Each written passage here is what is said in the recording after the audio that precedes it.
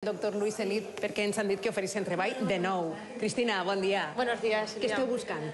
Estamos buscando dos higienistas, una para Valencia y otra para Aldaya, y un odontólogo generalista. És la segona volta que venim a la clínica del doctor Luis Enís. Continueu buscant a gent que esteu fent bé. Somos una clínica innovadora. Estamos buscando alternativas constantes. El doctor Luis Enís es especializado en médico, cirujano maxilofacial. Crisis como tal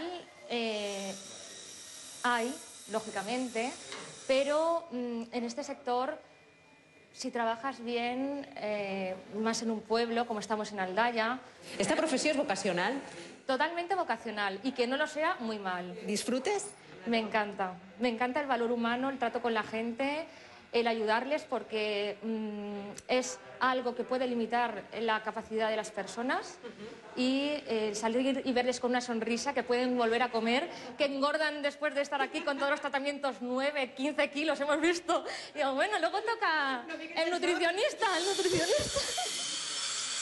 A veure, Cristina, i dos higienistes i un odontòleg. Perfilen molt bé els requisits que esteu demanant?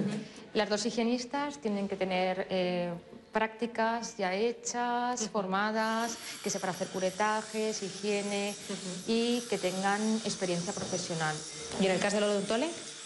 El dentista necesitamos que sea un generalista y que también haya trabajado mínimo 5 años de experiencia profesional. I les condicions? Parla'm un poquet.